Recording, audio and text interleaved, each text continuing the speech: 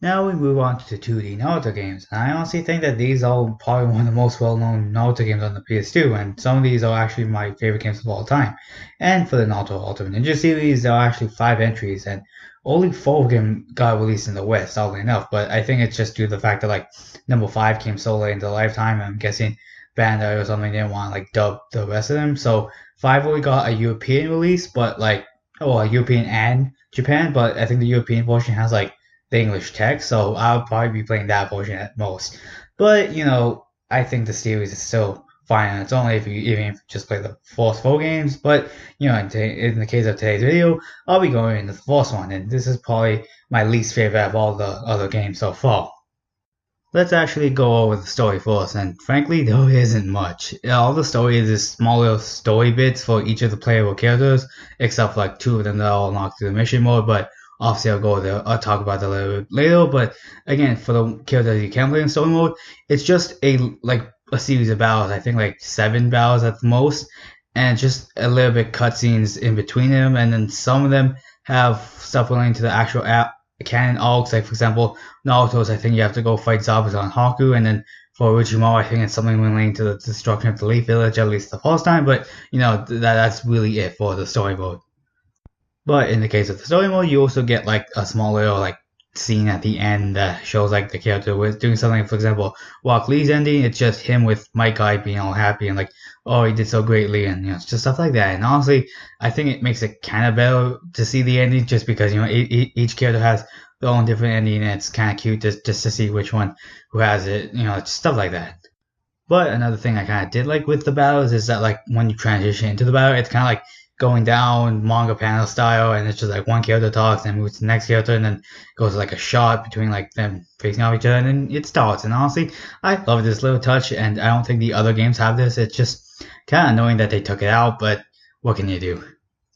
But as I said before, story mode is really the only way to unlock most of the characters, and I think most of the characters you can unlock are stuff like Neji, Orochimaru, Gawa, like Zabuza, I think I said that, but Haku also, and then just say most of the characters are unlocked through story mode, except, again, the 2 characters I mentioned before, and those be Nine-Tail Naruto and Cosmic Sasuke. These aren't really different, per se, just I think they do slightly more damage than the regular versions, which I guess it's fine, but to be fair, they're only clones, so really this game has like, what, 10 characters to choose from, which it's not much, really, it isn't. But the missions you unlock in it's not much, it's really just complete the mission and boom, now you have the character, and it's not big, honestly. Now I think it's a good time to get into the mission mode, and honestly it's probably my favorite mode in this entire game. The basic premise of this is just, completing different matches with different requirements, and the higher rank you go, the more difficult the challenge you get. And it's kind of like the show where it's like obviously like a Jonin would have more difficult mission than a Chunin, and that's what I kind of like, it kind of emulates the show in some way. And even though like a lot of the earlier missions are really easy, just defeat the opponent in a certain time limit, have a certain item in your inventory and stuff like that, later ones can get really difficult. Like I went on this one mission where it's like you can't stop attacking for like more than 1 second. It can get really annoying, but trust me, when you complete it, you're gonna feel happy that you did.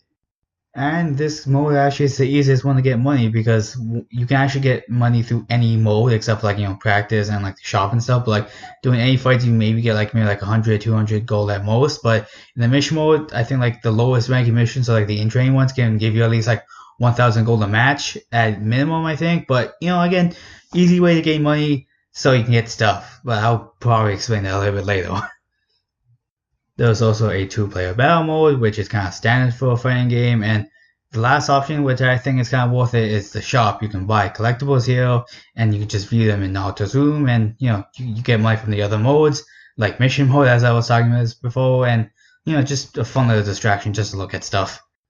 I actually haven't talked about the gameplay yet, so let's move on to that. And the best way I can describe it, it's really floaty and it's really slow.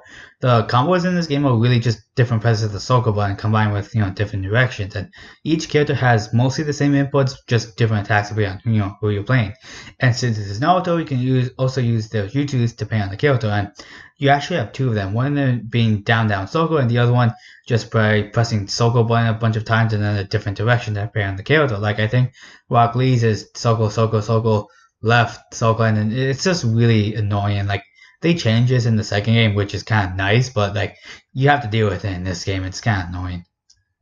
And of course, another Naruto staple is doing a substitution jutsu, which you basically have to block it a certain time and also like teleport behind them and unleash your attack. And I've never been good with the timings. I think the timing gets a little bit easier in the other games. I'm not 100% sure, but again, block at the right time and boom, you get to teleport behind them.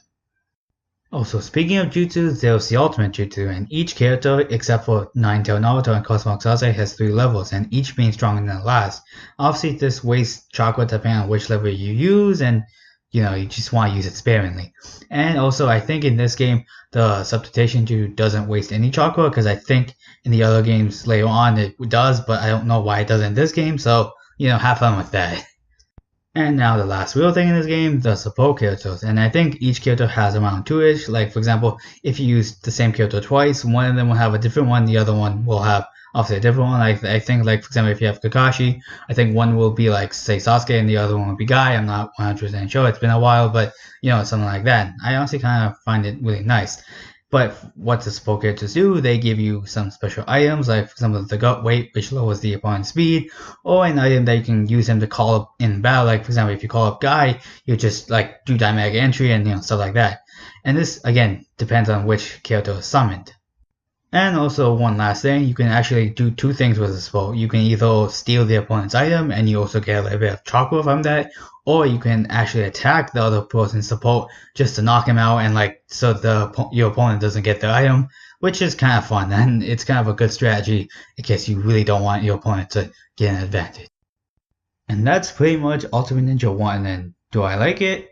Not so much. I'm not even considering the gameplay. There's not much variety in most of the modes other than mission mode, and even with the gameplay in mind, it's really slow and sluggish, and honestly, I had a hard time playing it most of the time. And even then, for the characters, there's only 12 in total, and 10 if you take out the clones, and it's just not really a good roster in my opinion. But thankfully, there are like 4 more in the series, and I honestly do think that the later games did a better job at it than the first, and thank God, because frankly, there wouldn't be a series if the first one flopped, am I right? But thank you guys for watching, and next video will probably be the Ultimate Ninja 2 video, which thankfully I actually really like this one because I think it was like one of my first games I grew up with in terms of the 2D Narutos, and I have a decent amount to say about that one. So thank you guys for watching and see you guys later.